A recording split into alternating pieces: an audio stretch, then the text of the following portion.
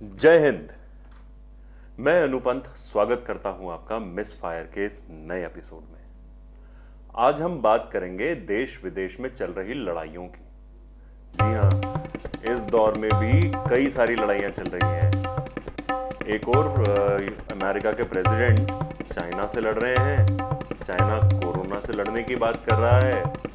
America के लोग American president से लड़ रहे हैं। मजदूर और कुछ काम करने वाले लोग जो बाहर गए थे वो अपनी किस्मत से लड़ रहे हैं। जी हां, मैं बात कर रहा हूं प्रेसिडेंट ट्रंप की। अभी हाल ही में एक प्रेस वार्ता में एक प्रेस रिपोर्टर को जवाब देते हुए प्रेसिडेंट ट्रंप ने कोरोना वायरस का नाम ही चाइनीज वायरस कर दिया। पूछने पर कि वो बार बार इसे चाइनीज वायरस क्यों कर रहे हैं, तो भाई का सीधा सा आंसर था कि ये वायरस चाइना से आया, इसीलिए इसका नाम चाइनीज वायरस है। अच्छा, भाई कुछ भी बोलता है। कुछ समय पहले हिंदुस्तान उनके लिए सबसे बढ़िया दोस्त था, मोदी उनका सबसे बढ़िया दोस्त था। फिर उसके बाद जब हिंदुस्तान ने कुछ दवाइयों पे रोक लगाई कि भाई पहले हम देख लेते हैं कि हम लोगों के लिए वो दवाइयां पूरी हो रही हैं कि नहीं हो रही हैं, तो ट्रम्प भाई ने बोल दिया कि भाई कॉन्सिक्वेंसेस तो होंगे। वहीं दूसरी ओर नॉर्थ कोरिया से भरपूर लड़ाई लड़ी भाई ने। नॉर्थ कोरिया को धमकी भी दी, नॉर्थ कोरिया पर अटैक करने की पता नहीं क्या क्या बातें करते रहे। फिर जब पता चला कि नॉर्थ कोरिया के डिक्टेटर साहब की तबीयत खराब है तो वो उनके सबसे बढ़िया दोस्त हो गए। पता नहीं कौन सा माल है पर क्वालिटी अच्छी होगी साहब। खैर, इंटरनेशनल चीजों की बातें कर रहे हैं तो आइए बात करते हैं दो ऐसी कंपनी की जो हिंदुस्तान की नहीं है। एक यूट्यूब जो गूगल की है और एक टिकटॉक जो चाइना से आया है।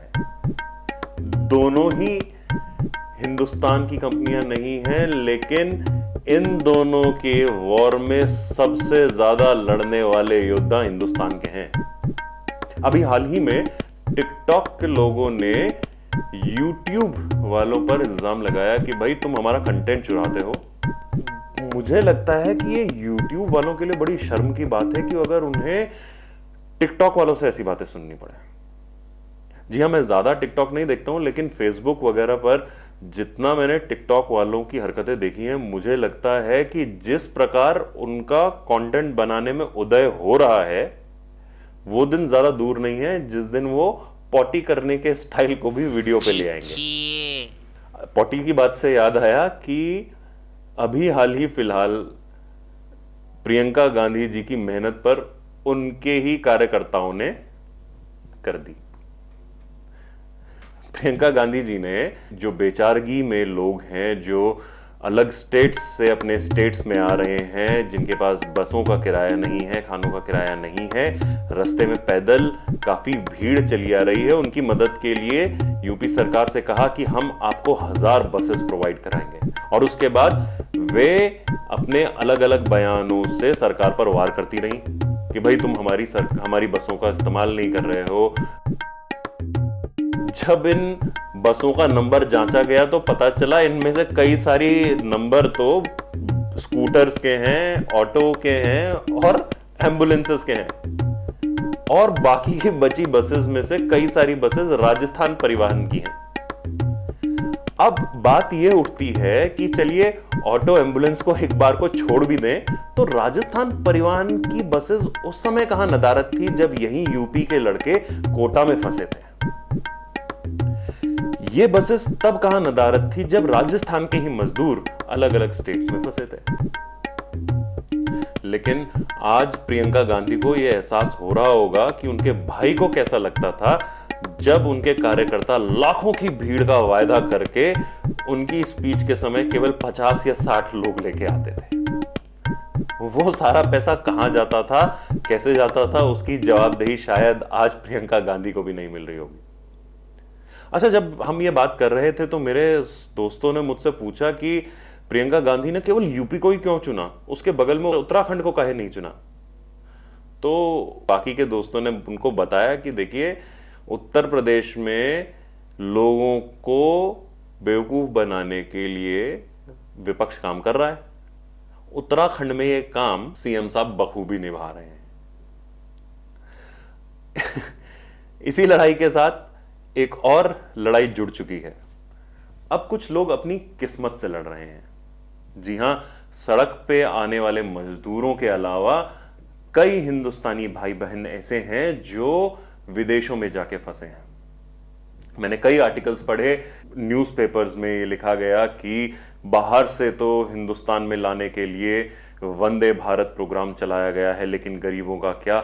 लेकिन मैं आपकी नज़र उन लोगों की तरफ लेके जाना चाह रहा हूं जो लोग विदेशों में मिडिल क्लास, हिंदुस्तानी मिडिल क्लास से गए थे, हिंदुस्तान गरीब परिवारों से गए थे काम करने के लिए, जिन्होंने यूरोप में, जिन्होंने यूएस में अपनी जॉब्स खो दी हैं।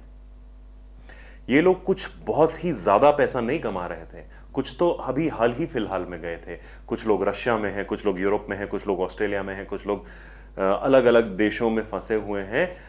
और जब हम वंदे भारत की बात करते हैं तो देखिए कितना बड़ा मजाक है कि 2 महीने से जो व्यक्ति वहां फंसा है, 2 महीने से जो व्यक्ति वहां पर होटलों में रह रहा है, वो लाखों रुपए ऑलरेडी बर्बाद कर चुका है। वह व्यक्ति जो लाखों रुपए वहां पे ऑलरेडी बर्बाद कर चुका है, उससे आज टिकट का पैसा 1,25,000, 1,20,000 मांगा जा रहा है। इस पर मैं आपको यह भी बता दूं कि मॉस्को से हिंदुस्तान आने वाली फ्लाइट्स 40-40 हजार में आ जाती थी और आज वो 1,25,000 रुपए की डिमांड पूरी कर रहे हैं। तो जो व्यक्ति वहां पर एक साधारण सी पे में है, तो उसको क्या तो बचा होगा, क्या वो अपने घर में लेके आएगा। और यही बात खत्म नहीं होती, जब उनको हिंदुस्तान, जब वे लोग आएंगे तो जिन होटल्स में वो लोग रुकेंगे, उन होटल्स के खर्चे बहुत हैं। हिंदुस्तान की सरकार ने ये जरूर बोला है कि ये जो होटल्स हैं ये 50% पे अपनी कॉस्ट को गिराएंगे, लेकिन मैं आपको बता दूं, जिन कमरों के कॉस्ट 6,000, जिन कमरों की कॉस्ट 4,000 थी, वो 3,000 और 2,000 में आके टिकते हैं। तो 14 दिन का और 20 दिन का जो क्वारंटीन है, अगर हम उसकी बात करते हैं तो उस व्यक्ति को ना चाहते हुए भी 60 से 70 हजार रुपए जेब से ढीले करने पड़ेंगे। और ये तब जब हम टैक्स को नहीं कैलकुलेट कर रहे हैं, जब हम उसके रोज के खाने की बात को कैलकुलेट नहीं कर रहे हैं, जब हम उसकी लॉन्ड्री को इसमें कैलकुलेट नहीं कर रहे हैं। आज सुषमा स्वराज हमें बहुत याद आ रही हैं। सुषमा स्वराज जब हमारे साथ थीं, उन्होंने भरपूर प्यार कमाया, उन्होंने लोगों के दिलों में प्यार को जगाया, उन्होंने एक रिस्पेक्ट कमाई। जब वे हमें छोड़ के गईं, उस दिन उन्होंने लोगों की आंखों में आंसू छोड़े। उन्होंने एक कभी ना मरने वाली रिस्पेक्ट लोगों के दिलों में छोड़ी। और आज हिंदुस्तान को शायद सबसे ज्यादा सुषमा स्वराज याद आ रही होंगी। मिसफायर के एपिसोड में आज इतना ही, लेकिन हम आपके साथ मिलेंगे वापस एक नए एपिसोड में। अगले एपिसोड में हम बात करेंगे लोकल पर वोकल की। हिंदुस्तान की क्या स्थिति है लोकल के प्रोडक्ट्स पे, हिंदुस्तान का बिजनेस क्या लोकल प्रोडक्ट्स को आगे लाने की स्थिति में है, क्या हिंदुस्तान जो एक ट्रेडिंग नेशन है उस पर इस बात का कुछ इफेक्ट पड़ेगा या नहीं पड़ेगा। और ये चीज, जो ये बात प्रधानमंत्री ने कही है, ये पॉजिटिव वाइब है, लेकिन इसको पॉजिटिव बनाने में हमें और आपको क्या रोल निभाना है। तो जुड़े रहिए tappings.live के साथ, जुड़े रहिए मिसफायर के साथ। मैं अनुपंत आज के लिए आपसे नमस्कार कहता हूं। जय हिंद।